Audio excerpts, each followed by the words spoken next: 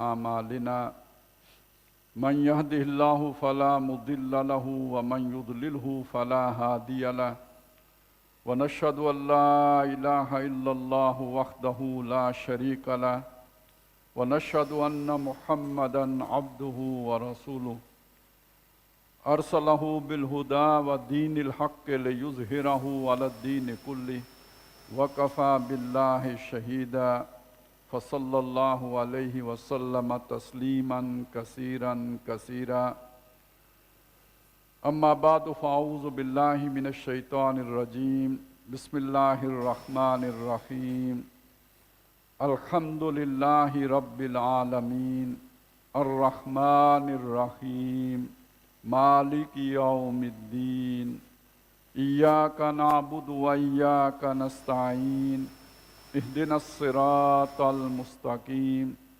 صراط الذين أنعمت عليهم غير المغضوب عليهم ولا الضالين آمين رب اشرح لي صدري ويسر لي أمري واحلل عقدة من لساني يفقهوا قولي اللهم وفقنا لما تحب وترضى اللهم أرنا الحق حقا وارزقنا اتباعه وأرنا الباطل باطلا وارزقنا اجتنابه آمین یا رب العالمین۔ آج شعبان کی 29ویں شب ہے، بلکہ اب 30ویں شروع ہو گئی ہے، اس لیے کہ اعلان ہو گیا ہے کہ رمضان انشاءاللہ 2 مارچ سے اس کا آغاز ہوگا، یعنی کل روزہ نہیں ہے، لیکن چونکہ ہم نے اعلان کر دیا تھا کہ آج ہم اپنی پہلی نشست یہاں پہ منعقد کریں گے، اگر روزہ ہو گیا کل کا تو پھر تراویح بھی پڑھیں گے اور دورہ بھی شروع کریں گے، اور اگر اتوار پہ بات چلی گئی تو ہم ایک سورہ فاتحہ اور کچھ جو سورہ بقرہ کا جو بھی تقریباً گھنٹہ سوا گھنٹہ کی نشست ہوگی، جتنا حصہ ہم کر سکے وہ آج کر لیں گے، کل کی سہولت ہو جائے گی۔ سال پہلے تقریباً ہم نے سورۃ الناس پہ جا کے اختتام کیا تھا اسی حال میں، آج اللہ نے توفیق دی اور ہم دوبارہ آغاز کر رہے ہیں سورہ فاتحہ سے، تو زندگی گھوم کے پھر وہاں دوبارہ آن پہنچی ہے، یعنی رمضان بھی دوبارہ آ گیا ہے اور ہم بھی لوٹ کے واپس اسی حال میں دوبارہ پہنچ گئے ہیں۔ اللہ کا شکر ہے، اللہ توفیق عطا فرمائے کہ یہ مشکل سر ہو اور ہم پھر ایک دفعہ سورۃ الناس پہ جا کے اختتام کر سکیں، تکمیل کر سکیں۔ سورہ فاتحہ سے قرآن مجید کا آغاز ہوتا ہے، افتتاحی صورت ہے، کھولنے والی ہے، یعنی آغاز کرنے والی ہے، افتتاحیہ ہے یہ، اور یہ قرآن مجید کی پہلی صورت ہے جو نازل ہوئی ہے۔ تھوڑا سا میں یہ چیز آپ کے سامنے رکھوں کہ ایک مصحف کی ترتیب ہے، یعنی جس میں سورہ فاتحہ سب سے پہلے ہمارے سامنے ہے اور ترتیب نزولی میں بھی سب سے پہلے نازل ہوئی ہے، لیکن اس کے بعد جو 4 صورتیں آ رہی ہیں، سورہ بقرہ ہے، سورہ آل عمران ہے، سورہ نساء ہے اور سورہ مائدہ ہے، یہ مدینہ میں نازل ہوئی ہیں، اور ان سے پہلے تقریباً 20 پارے قرآن مجید نازل ہو چکا ہے، 2/3 قرآن اس سے پہلے نازل ہو چکا ہے، اور نبی صلی اللہ علیہ وسلم پر جو یہ تقریباً مدنی دور کے جو ابتدائی 5 سال ہیں، یعنی نصف اول میں یہ صورتیں نازل ہوئی ہیں، تو اس سے پہلے آپ سمجھ سکتے ہیں کہ یعنی مکی قرآن سارے کا سارا نازل ہو چکا ہوا ہے۔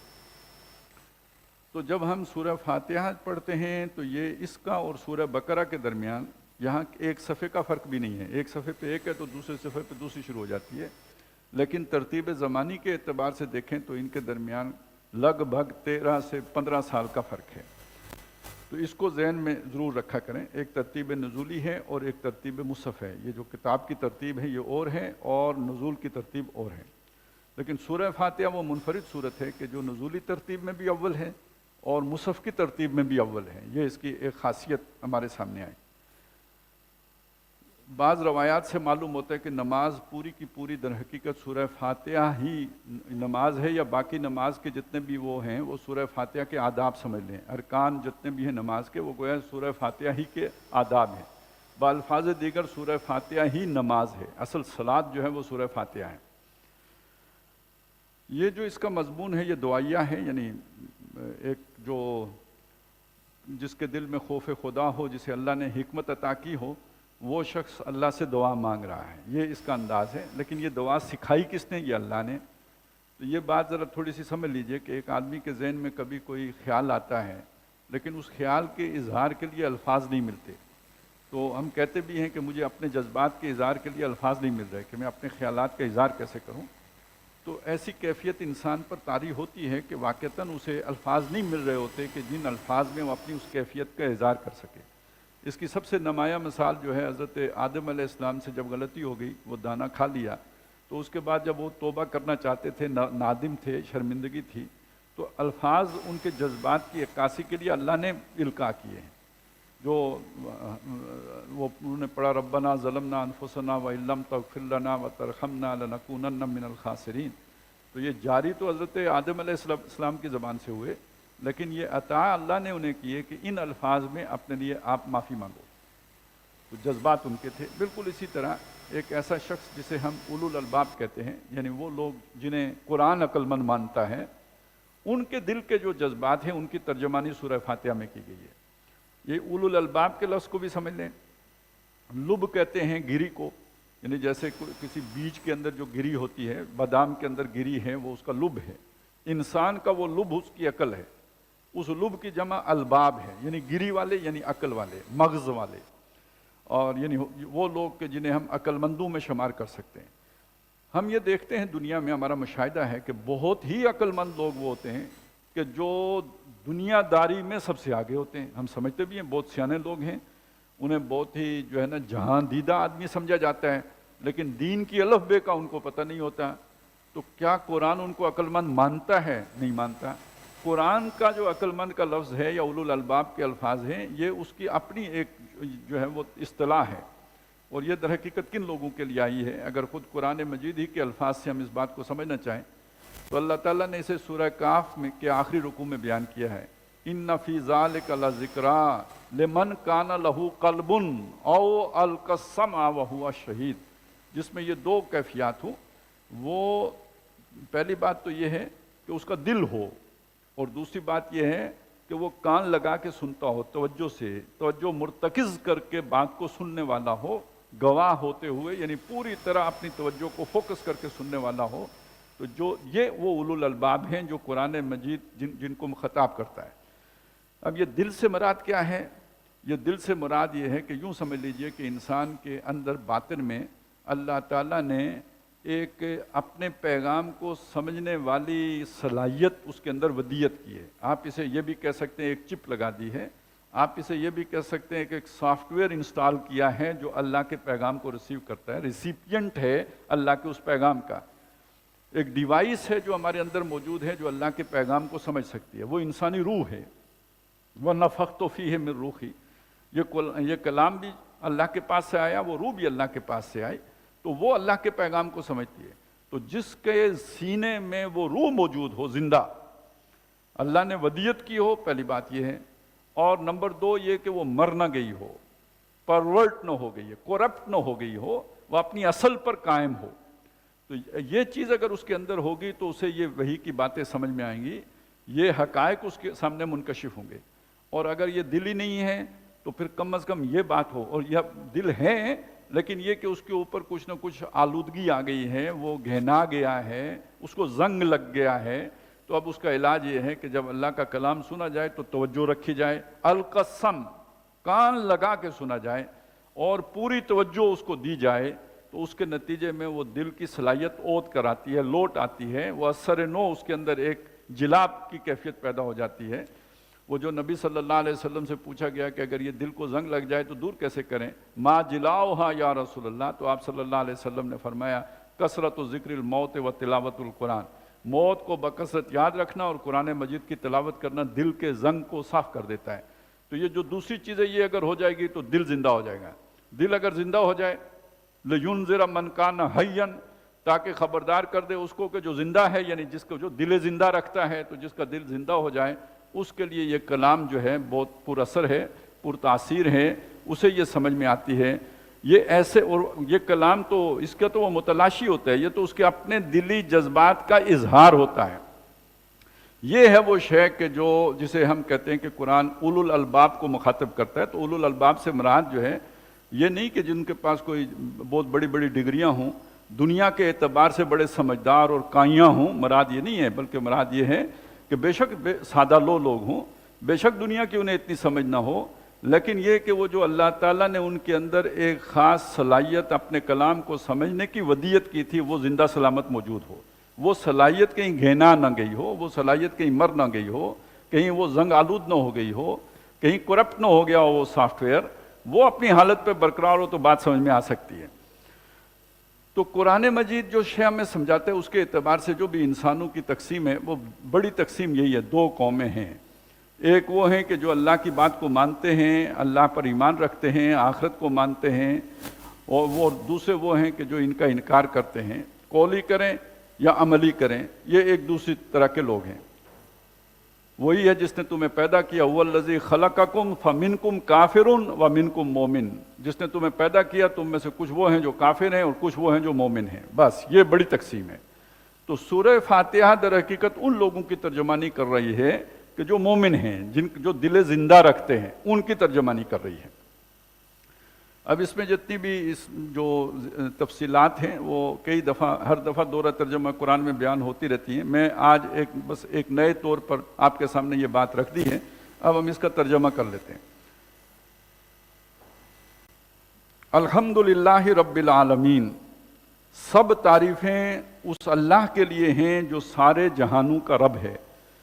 سب تعریفیں اللہ کے لیے ہیں، یعنی یہ کہ اللہ تعالیٰ ہی کو سزاوار ہیں۔ اللہ یہ جو یعنی بہت سی مخلوقات ہے اس کی اپنی تعریف بھی ہے، لیکن یہ کہ وہ تعریف بھی بالواسطہ اللہ تعالیٰ ہی کی تعریف ہوگی کہ اس کو وہ صلاحیت اللہ ہی نے ودیت کی ہے۔ تو سب تعریفیں اللہ کے لیے ہیں، اور اللہ کا جو پہلا وصف بیان ہوا ہے وہ کیا ہے کہ وہ رب ہے، اور رب کے معنی کیا ہیں؟ پالن ہار ہے، نشو و نما دینے والا ہے، بڑھوتری دینے والا ہے، پروان چڑھانے والا ہے، حفاظت کرنے والا ہے، مالک ہے، اور سب سے بڑھ کر یہ کہ مختار کل ہے، بادشاہ ہیں، سب اس کے غلام ہیں، تابع فرمان ہیں، یہ سب رب کے معنی میں شامل ہے۔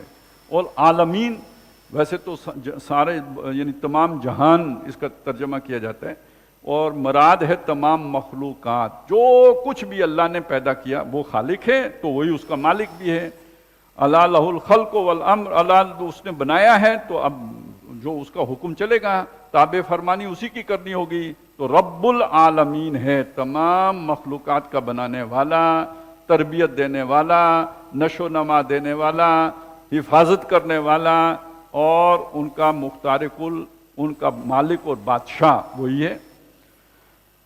بادشاہ کے لفظ کے ساتھ عام طور پہ ہمارے ذہنوں میں ایک جبر کی کیفیت لازمی آتی ہے، ملوکیت، کاٹ کھانے والی ملوکیت، اور بادشاہ اور اس کے چشم ابرو سے جو ہے کہ اشارے سے جو کسی کی گردن اڑ جاتی ہے، یہی کچھ نظر میں آتا ہے۔ ہمارا مشاہدہ بادشاہ کے بارے میں یہ ہے، لیکن یہ کہ وہ جو رب العالمین ہے اس کا جو وصف یہاں پہ بیان ہوا وہ یہ ہے کہ وہ الرحمن اور الرحیم ہے، نہایت مہربان ہے اور بہت رحم کرنے والا ہے۔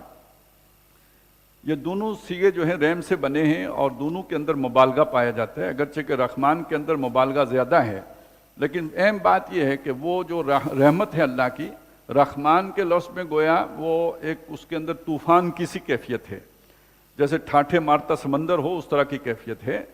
اور چونکہ طوفان کی کیفیت کا ہمارا مشاہدہ یہ ہے کہ طوفان جب چڑھتا ہے تو اتر بھی جاتا ہے، زور کی آندھی آتی ہے تو پھر یعنی کہ اس کی رفتار گھٹ بھی جاتی ہے، بارش برستی ہے بہت تیز تو رک بھی جاتی ہے۔ یہ ہمارا مشاہدہ ہے طوفان کے بارے میں کہ وہ اس میں دوام نہیں ہوتا، تسلسل نہیں ہوتا، وہ چڑھتا ہے اور پھر تھم جاتا ہے۔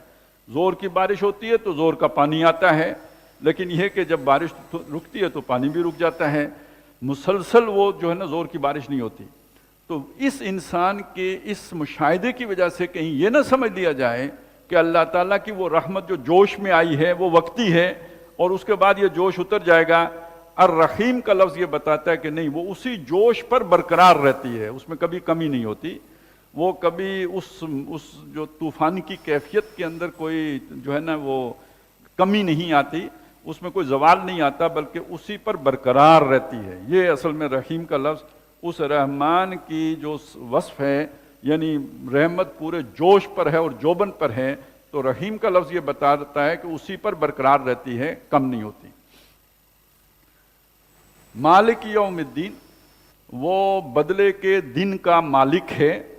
यानी अब यहाँ मालिक के मानी, इसमें भी मालिक तो वो आज भी है, और बदले के दिन के मालिक का मतलब फिर क्या होगा, उस दिन किसी और के पास कोई इख्तियार नहीं होगा। आज उसने इंसानों को थोड़ा बहुत इख्तियार दिया है।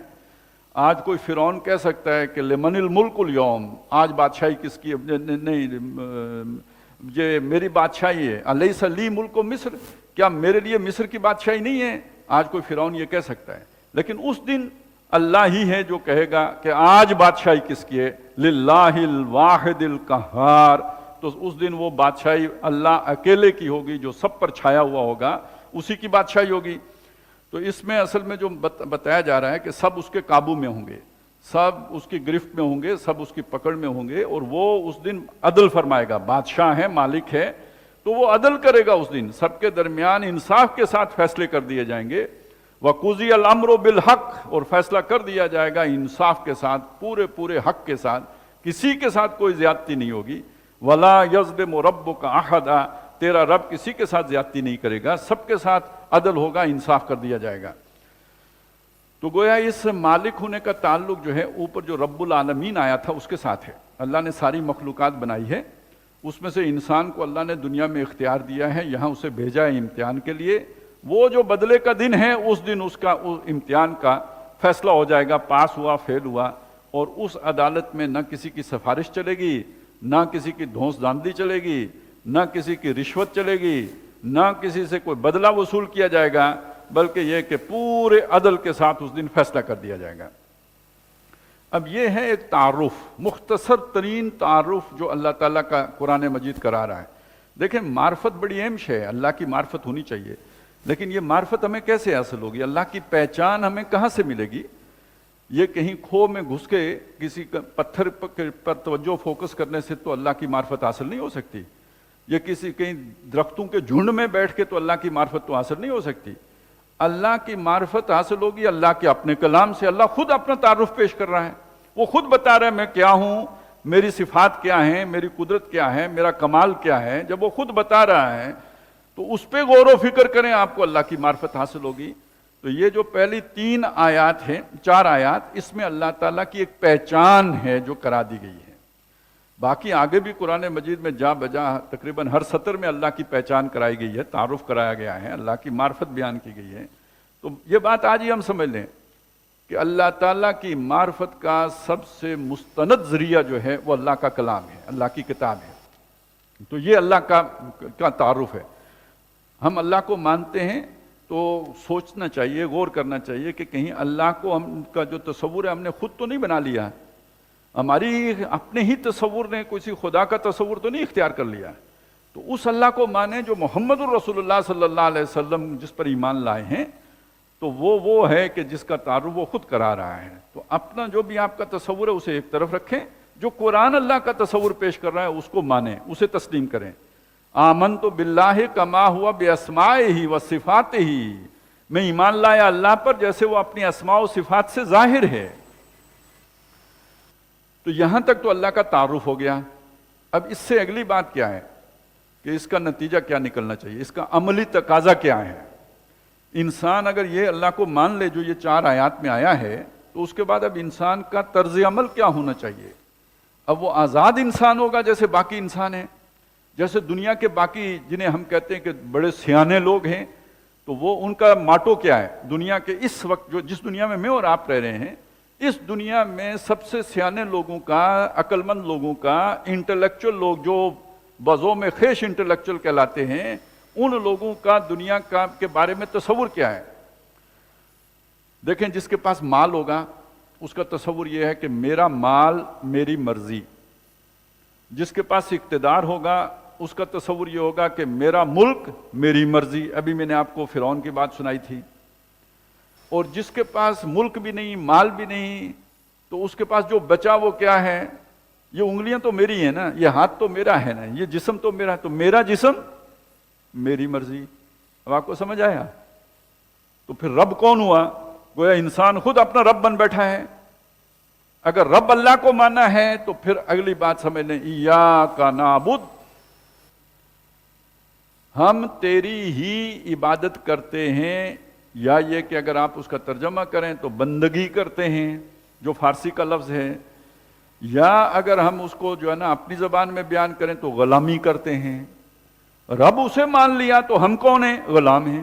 مالک وہ ہے، آقا وہ ہے، ماسٹر وہ ہے، اور ہم سلیو ہیں، ہم اس کے غلام ہیں۔ تو اس کا مطلب ہے اپنے آپ کو غلامی کی سطح پر رکھا تو اسے رب مانا، اور اگر اپنی مرضی چلائی تو پھر اس کو تو رب نہیں مانا، پھر تو آپ نے اپنی خواہشوں کو اپنا رب بنا لیا ہے۔ افرائیت من اتخذ الہہ ہواہ، آپ نے اس شخص کو دیکھا جس نے اپنی خواہش نفسی کو اپنا الہ بنا کے رکھا ہوا ہے۔ یہ ہے وہ چیز جسے سمجھنے کی ضرورت ہے کہ ایاک نعبد و ایاک نستعین جو ہے، ایاک نعبد ہم تیری ہی عبادت کرتے ہیں، بندگی کرتے ہیں، غلامی کرتے ہیں، یہ نتیجہ ہے اللہ کو رب ماننے کا۔ اور اگر یہ کیفیت نہیں ہے، غلامی مکمل نہیں ہے، یا غلامی کے اندر ڈنڈی ماری جا رہی ہے، جیسے آگے ہم پڑھ لیں گے، تو اس سے پھر یہ مطلب نکلا کہ آپ نے رب نہیں مانا، کیونکہ رب ماننے کا مطلب ہے ٹوٹل اوبیڈینس، اطاعت کلی، ہر حکم ماننا پڑے گا، تب آپ غلام ہیں۔ غلام کی آزاد مرضی تو نہیں ہوتی کہ وہ کوئی احکام مانے اور کوئی احکام نہ مانے۔ ویسے بھی منطقی طور پر بھی آپ اگر تجزیہ کریں تو آپ کو اگر 10 احکام ملے ہوں کسی ہستی کی طرف سے، کسی اتھارٹی کی طرف سے، اور اس کے بعد آپ ان میں سے گن کے شمار کر کے اور کہیں میں 8 مانوں گا 2 نہیں مانتا، تو ذرا آپ تجزیہ کریں نا، فائنل اتھارٹی کس کے پاس ہے ماننے اور نہ ماننے کی؟ اس کی اتھارٹی تو نہیں رہی۔ اگر اتھارٹی اس کے پاس ہے جس نے 10 احکام دیے تھے تو آپ کو 10 کے 10 ماننے ہوں گے، لیکن اگر آپ کہتے ہیں نہیں میں دیکھوں گا ان میں سے کون سے ماننے والا ہے، کون سا ماننے والا نہیں ہے، اور کون سا مان سکتا ہوں اور کون سا نہیں مان سکتا، تو اس کا مطلب اختیار تو آپ کے پاس ہے، آپ نے اسے رب نہیں مانا ہے۔ تو اگر رب مانا ہے تو پھر یہ اس کا لازمی نتیجہ ہے، تیری ہی بندگی کرتے ہیں۔ اب یہ غلامی یا بندگی کا مطلب کیا ہے؟ کیونکہ یہ ہمارے الفاظ ہیں، ان کے اندر کچھ خامی بھی ہے، نقص بھی ہے۔ تو سب سے بڑا نقص یہ ہے کہ جب غلامی جو کی جاتی ہے مجبوراً کی جاتی ہے، کوئی آدمی خوشی سے کسی کا غلام نہیں بنتا۔ ہاں کسی سے بہت زیادہ محبت ہو جائے، کوئی لیلا مجنو والی کہانی بن جائے تو اس میں کسی کی بات جو ہے نا وہ خوشی سے مانی جاتی ہے، وہ ایک علیحدہ مسئلہ ہے۔ لیکن عام طور پہ جو دنیا میں غلامی کا تصور ہے وہ یہی ہے کہ مجبوراً کسی کی اطاعت کرنی پڑتی ہے۔ انگریز آ گئے ہندوستان میں، انہوں نے ہمارے اوپر جو ہے نا وہ فتح حاصل کر لی، ہم مجبور ہو گئے ہندوستانی اور ان کے غلام ہو گئے۔ 100 سال تک انہوں نے تخت دہلی کے اوپر قبضہ کر کے رکھا اور ہندوستان کے اوپر حکومت کرتے رہے، مجبوری تھی۔ اب وہاں مصر میں فرعون نے بنی اسرائیل کو اسی طرح مجبوراً اپنا غلام بنا کے رکھا ہوا تھا۔ تو جہاں جہاں کوئی غلام ہوتا ہے وہ مجبوراً ہوتا ہے۔ تو پہلی بات یہ دل سے نکال دیجئے، اللہ تعالیٰ جس غلامی کا تقاضا کرتا ہے وہ مجبوری کی غلامی نہیں ہے، بلکہ وہ الحمد کے نتیجے کی غلامی ہے۔ یہ جو ہے نا سب تعریفیں اللہ کے لیے ہیں، تو ان تعریفوں کے اندر ایک چیز اور بھی شامل ہے، سارا شکر اللہ کے لیے ہے، اس لیے کہ سارے احسانات جو ہمارے اوپر ہیں، ہماری زندگی برقرار رکھنے کے لیے جتنی کچھ نعمتوں کی ہمیں ضرورت تھی وہ سب کے سب کس نے ہمیں دی ہیں؟ اللہ نے دی ہیں۔ یہاں تک کہ جو انسان بھی ہے، مطلب ماں باپ ہیں، بہن بھائی ہیں، جو ہماری زندگی میں ہمارے معاون ہیں، ظاہری طور پر ہم دیکھتے ہیں تو وہی اس کا ذریعہ بنتے ہیں، ان کے اندر بھی، ماں کے اندر یہ شفقت اور محبت اولاد کی کس نے رکھی ہے؟ باپ کے اندر یہ جذبہ ایثار کس نے رکھا ہے کہ وہ اپنا نوالا اپنے اولاد کو کھلاتا ہے؟ یہ در حقیقت اللہ تعالیٰ ہی کا احسان ہے کہ اس نے انسانوں کے اندر یہ کیفیات رکھی ہیں۔ تو آخری احسان کس کا؟ سب سے بڑا احسان کس کا؟ اللہ کا۔ تو وہ اس کا شکر، اس کا تقاضا کیا ہے؟ ہم اپنی مرضی سے، اپنی خوشی سے اس اللہ کی محبت میں یا اس کی شکر گزاری کے جذبے کے تحت اپنی گردن اس کے احکام کے تابع کرتے ہیں، اس کے آگے سر طاعت خم کرتے ہیں۔ یعنی اس کے اندر جبر نہیں ہے، بلکہ اللہ تعالیٰ کی وہ محبت جو انسان کے اندر اس کی نعمتوں کو دیکھ کر پیدا ہوتی ہے، اس کا نتیجہ اللہ کے احکام کو ماننے کی صورت میں نکلتا ہے۔ یعنی یہاں پہ وہ غلامی جبر کی نہیں بلکہ اپنی مرضی سے، گویا میرا جسم میری مرضی سے اللہ کا غلام، میری اپنی مرضی بھی اللہ کی مرضی کے تابع، کیونکہ وہ میرا محسن ہے، منعم ہے، اسی نے مجھ پر یہ احسانات کیے ہیں، یہ سب کچھ مجھے اس نے دے رکھا ہے، تو میرا سب کچھ اس کا۔ انا للہ و انا الیہ راجعون۔ تو ایاک نعبد و ایاک نستعین، اور اسی سے مدد مانگتے ہیں۔ اب یہ مدد ایک تو اس عبادت کے لیے بھی درکار ہے، کیونکہ اس عبادت کے راستے میں بہت سی رکاوٹیں ہیں، اور نفس کی خواہشات ہیں، شیطان کی جو ہے نا اس میں ریشہ دوانیاں ہیں، معاشرے کا دباؤ ہے، یہ سب کچھ برداشت کرتے ہوئے اس رستے پہ صراط مستقیم پہ چلنا کوئی آسان کام نہیں ہے۔ تو اس کے لیے بھی مدد درکار ہے کہ اللہ تعالیٰ انگلی پکڑ کے ہمیں اس پر یعنی اس عبادت کے رستے پہ چلائے۔ اور دوسری بات یہ ہے، مدد اس کے لیے بھی چاہیے کہ یہ جو ہم نے جو کام ہم نے اختیار کیا ہے، اس کام کے لیے جو ضروری وسائل ہیں وہ بھی کس نے دینے ہیں؟ اللہ ہی نے عطا کرنے ہیں، تو وہ بھی مدد درکار ہے۔ جو مشکلات ہیں ان کو رفع کس نے کرنا ہے؟ وہ بھی اللہ ہی نے کرنا ہے، تو وہ مدد بھی درکار ہے۔ تو استقامت کے لیے بھی اللہ کی مدد چاہیے، اس رستے میں رکاوٹیں دور کرنے کے لیے بھی اللہ کی مدد چاہیے، بلکہ یہ کہ انشراح صدر کے لیے بھی اللہ کی مدد چاہیے۔ ایک کام ہے سامنے، وہ کام کرنے پہ دل آمادہ ہو جائے، پوری آمادگی کے ساتھ وہ کام کیا جائے، وہ بھی اللہ کی مدد کے بغیر نہیں ہو سکتا۔ توفیق نہیں مل سکتی اللہ جب تک توفیق نہ دے، وہ کام کرنے کے لیے انسان کے اندر جذبہ نہیں پیدا ہو سکتا۔ تو ہر اعتبار سے اللہ کی مدد درکار ہے۔ اچھا، اب اس عبادت کے حوالے سے یہ بات بھی ذہن میں رکھیں، جہاں ایک طرف محبت کی بات ہے تو دوسری طرف ایک بات یہ ہے، جیسے پہلے بھی بات آ گئی کہ یہ اطاعت عبادت تب بنے گی جب کلی ہو۔ اگر آدھی اطاعت ہے، جسے ہم کہتے ہیں آدھا تیتر آدھا بٹیر ہے، تو اس سے پھر عبادت نہیں مانا جائے گا، بلکہ یہ کہ اس پر اللہ تعالیٰ کا غضب اترتا ہے۔ یہ قرآن مجید سے ثابت ہے کہ تم آدھی باتیں مانتے اور آدھی نہیں مانتے۔ افتؤمنون ببعض الکتاب وتکفرون ببعض فما جزاء من يفعل ذلك منكم الا خزي في الحیاۃ الدنیا ویوم القیامۃ یردون الی اشد العذاب۔ ایسے لوگوں کو کہ جو کتاب کی یا اللہ کے احکام کو میں تقسیم کر دیں، کچھ پر چلیں کچھ کو چھوڑ دیں، کوئی سزا نہیں سوائے اس کے کہ دنیا میں ذلیل کیے جائیں اور قیامت کے دن انہیں سب سے زیادہ شدید عذاب میں ڈالا جائے۔ تو یہ جو کیفیت ہے گویا نفاق کی کیفیت ہے۔ وَمِنَ النَّاسِ مَن يَعْبُدُ اللَّهَ عَلَىٰ حَرْفٍ، لوگوں میں وہ بھی ہیں جو اللہ کی عبادت تو کرتے ہیں مگر کنارے کنارے کرتے ہیں، یعنی وہ سارے خطرات مول لینے کے لیے تیار نہیں ہوتے۔ ادخلوا فی السلم کافہ کی کیفیت نہیں ہوتی، ہر حکم مانیں گے یہ کیفیت نہیں ہوتی، بلکہ کچھ مانتے ہیں کچھ نہیں مانتے۔ کون سے مانتے ہیں؟ جو آسان ہوتے ہیں، جن میں تکلیف نہیں آتی، جن میں گزن نہیں پہنچتی، جن میں کانٹا نہیں چبھتا، وہ مانتے ہیں، اور جن میں ذرا کوئی انہیں تپتی ہوا کا خوف ہو وہ چھوڑ دیتے ہیں، اس کے نزدیک نہیں جاتے، اسے کہتے ہیں یہ بہت مشکل ہے۔ تو یہ جو کیفیت ہے یہ نفاق کی کیفیت ہے، اور اس کا نتیجہ کیا ہے؟ دنیا میں ذلت و رسوائی، اور آخرت میں سب سے نچلے گڑھے میں جانا، سب سے شدید عذاب۔ یعنی وہ جو منافقین کو ہوگا نا پھر درک الاسفل من النار ہوں گے، تو اس گڑھے میں گرنے کا امکان۔ تو دوسرا تقاضا یہ ہے۔ تیسرا، اسی میں ایک چیز یہ بھی سمجھ لیجئے کہ چونکہ ایاک نستعین بھی درک جو آیا ہے نا، اسی سے دعا مانگتے ہیں، اسی سے مدد مانگتے ہیں، تو یہ بھی عبادت ہی کا تقاضا ہے۔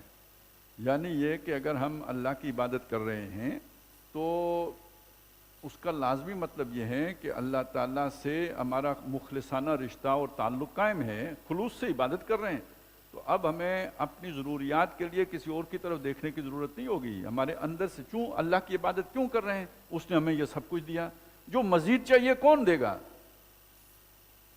جو مشکل آئی ہے اسے کون دور کرے گا، ہٹائے گا، کشا کرے گا؟ مشکل کشا کون ہوگا؟ جو تکلیف آئی ہے، ضرر پہنچا ہے، یہ کس نے بھیجا ہے، کون ہٹائے گا؟ تو یہ سارا کچھ اللہ ہی نے کیا ہے، تو اللہ ہی دور کرے گا۔